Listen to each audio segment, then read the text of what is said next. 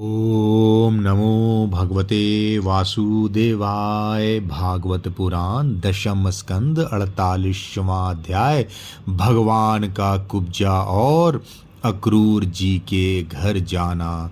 श्री सुखदेव जी कहते हैं, परीक्षित, तदंतर सबके आत्मा तथा सब कुछ देखने वाले भगवान श्री कृष्ण अपने से मिलन की आकांक्षा रखकर व्याकुल हुई कुब्जा का प्रिय करने, उसे सुख देने की इच्छा से उसके घर गए। कुब्जा का घर बहुमूल्य सामग्रियों से संपन्न था। उसमें श्रृंगार रस का उद्दीपन करने वाली बहुत सी साधन सामग्री भी भरी हुई थी। मोती की झालरें और स्थान स्थान पर झंडियां भी लगी हुई थी।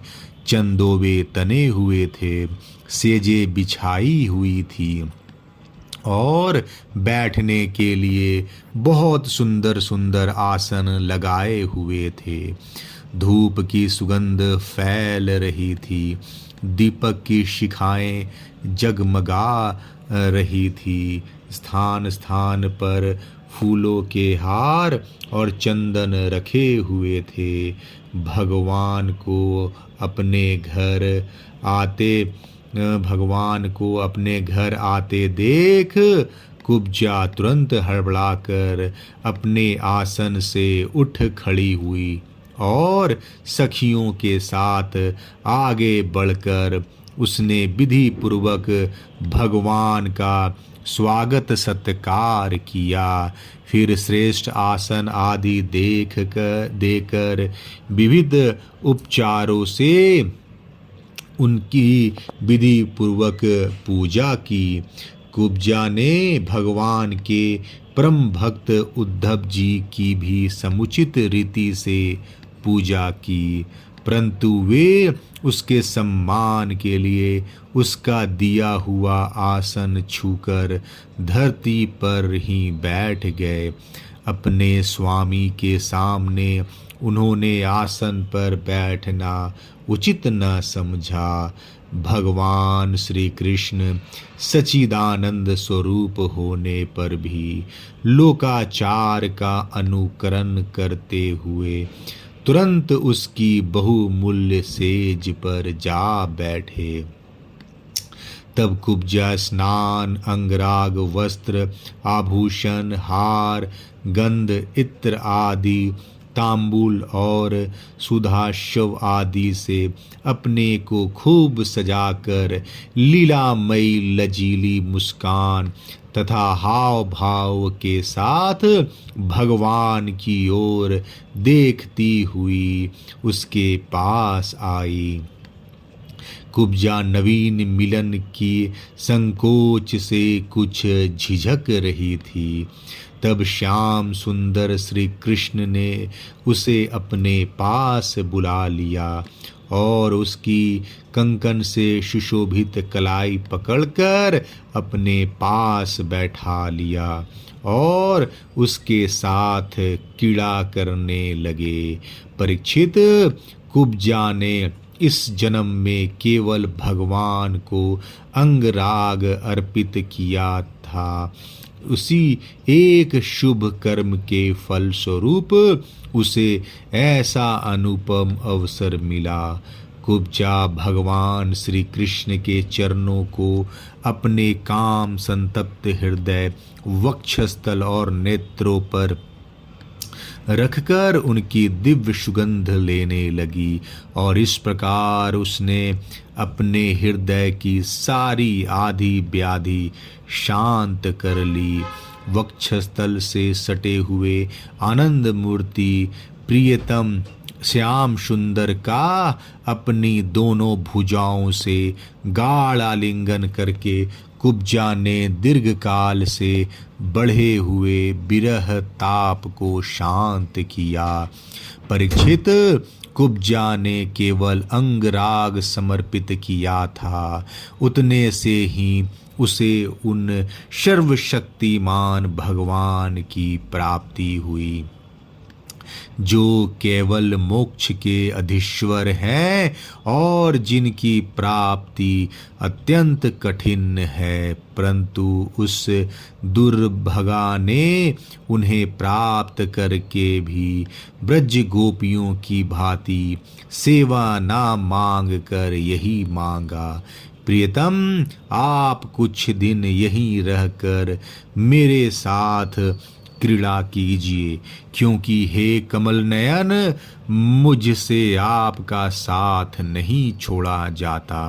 परीक्षित, भगवान श्री कृष्ण सबका मान रखने वाले और सर्वेश्वर हैं।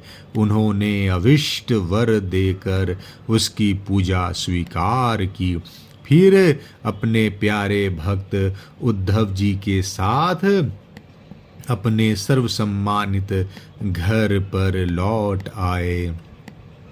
परीक्षित, भगवान ब्रह्मा आदि समस्त ईश्वरों के भी ईश्वर हैं।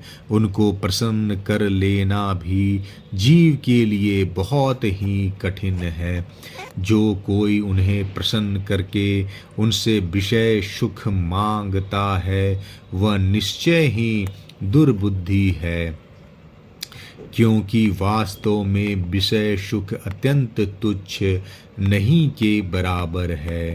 तदंतर एक दिन सर्वशक्तिमान भगवान श्री कृष्ण बलराम जी और उद्धव जी के साथ अक्रूर जी की अभिलाषा पूर्ण करने और उनसे कुछ काम लेने के लिए उनके घर गए।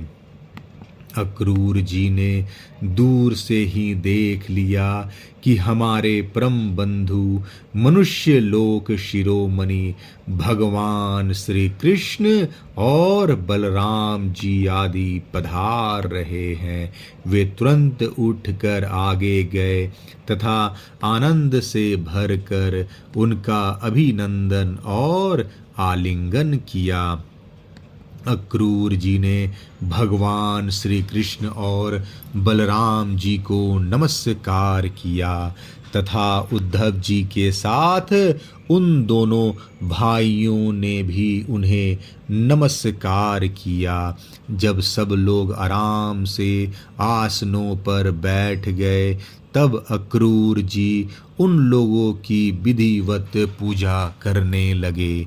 परीक्षित, उन्होंने पहले भगवान के चरण धोकर चरणोदक सिर पर धारण किया और फिर अनेकों प्रकार की पूजा सामग्री, दिव्य वस्त्र, गंध, माला और श्रेष्ठ आभूषणों से उनका पूजन किया। सिर झुकाकर उन्हें प्रणाम किया और उनके चरणों को अपनी गोद में लेकर दबाने लगे। उस समय उन्होंने विनयावनत होकर भगवान श्री कृष्ण और बलराम जी से कहा, भगवान, यह बड़े ही आनंद और सौभाग्य की बात है कि पापी कंस अपने अनुयायियों के साथ मारा गया। उसे मारकर आप दोनों ने यदुवंश को बहुत बड़े संकट से बचा लिया है तथा उन्नत और समृद्ध किया है। आप दोनों जगत के कारण और जगत रूप आदि पुरुष हैं। आपके अतिरिक्त और कोई वस्तु नहीं है, न कारण है और न तो कार्य। परमात्मन, आपने ही अपनी शक्ति से इसकी रचना की है और आप ही अपनी काल, माया आदि शक्तियों से इसमें प्रविष्ट होकर जितनी भी वस्तुएं देखी और सुनी जाती है, उनके रूप में प्रतीत हो रहे हैं। जैसे पृथ्वी आदि कारण तत्वों से ही उनके कार्य स्थावर जंगम शरीर बनते हैं, वे उनमें अनुप्रविष्ट से होकर अनेक रूपों में प्रतीत होते हैं। परंतु वास्तव में वे कारण रूप ही हैं। इसी प्रकार है तो केवल आप ही, परंतु अपने कार्य रूप जगत में स्वेच्छा से अनेकों रूप में प्रतीत होते हैं। यह भी आपकी एक लीला ही है। प्रभु, आप रजोगुण, सत्वगुण और तमोगुण अपनी शक्तियों से क्रमशः जगत की रचना, पालन और संहार करते हैं, परंतु आप उन गुणों से अथवा उनके द्वारा होने वाले कर्मों से बंधन में नहीं पड़ते, क्योंकि आप शुद्ध ज्ञान स्वरूप हैं। ऐसी स्थिति में आपके लिए बंधन का कारण ही क्या हो सकता है। प्रभो, स्वयं आत्म वस्तु में स्थूल देह, सूक्ष्म देह आदि उपाधियां न होने के कारण न तो उसमें जन्म मृत्यु है और न किसी प्रकार का भेदभाव। यही कारण है कि न आप में बंधन है और न मोक्ष।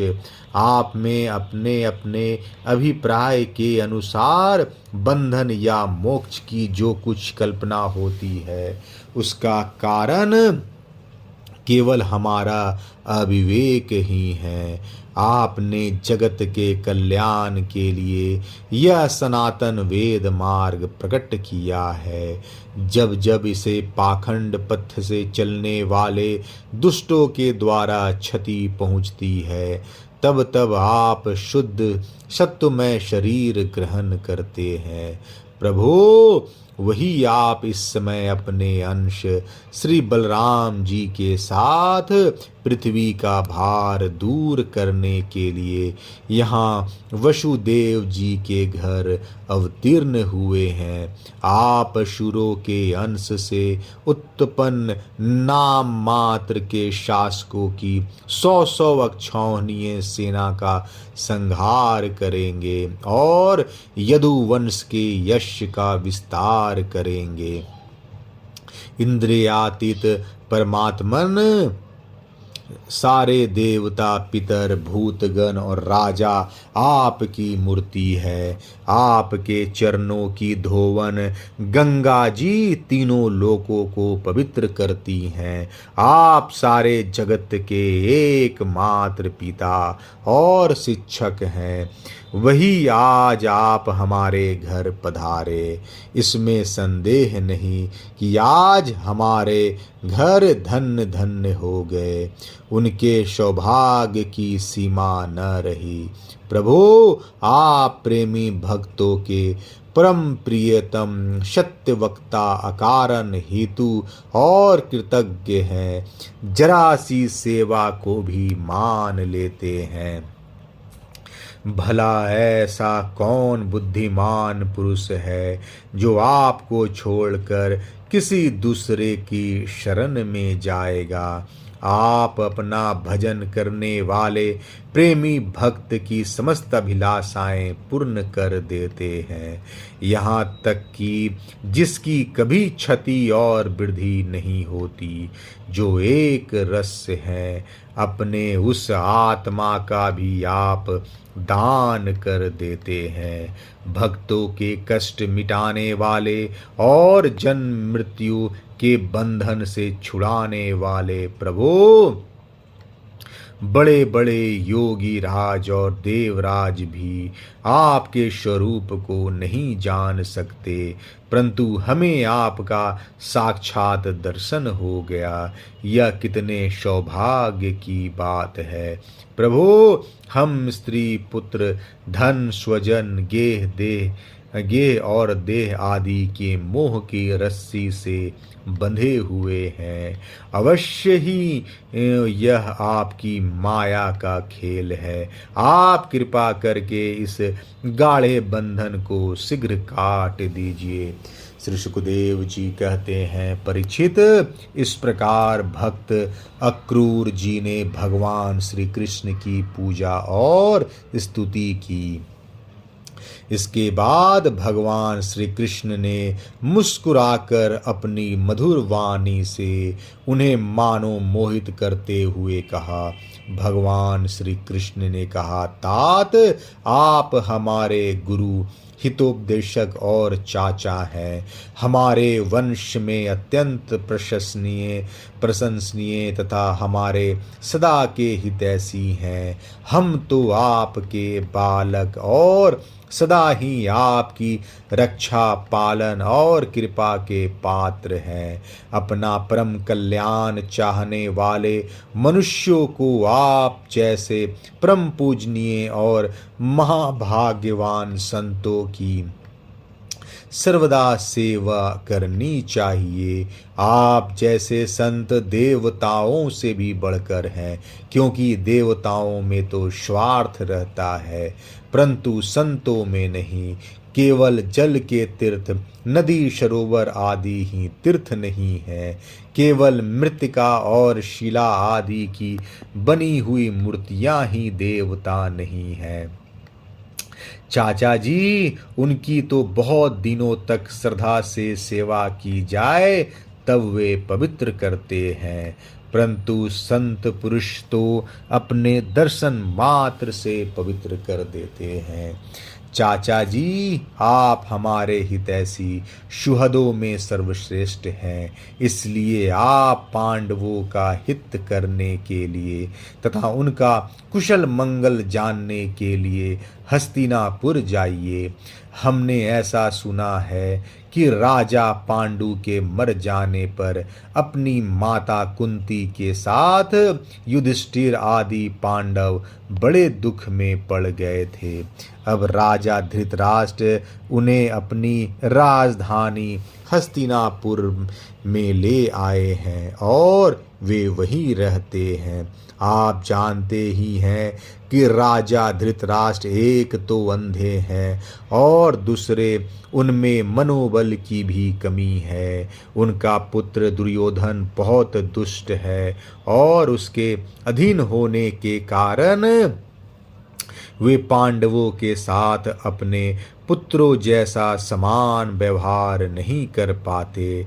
इसलिए आप वहां जाइए और मालूम कीजिए कि उनकी स्थिति अच्छी है या बुरी। आपके द्वारा उनका समाचार जानकर मैं ऐसा उपाय करूँगा जिससे उन सुहृदों को सुख मिले। सर्वशक्तिमान भगवान श्री कृष्ण अक्रूर जी को इस प्रकार आदेश देकर बलराम जी और उद्धव जी के साथ वहां से अपने घर लौट आए। 48वां अध्याय समाप्त। जय श्री कृष्ण।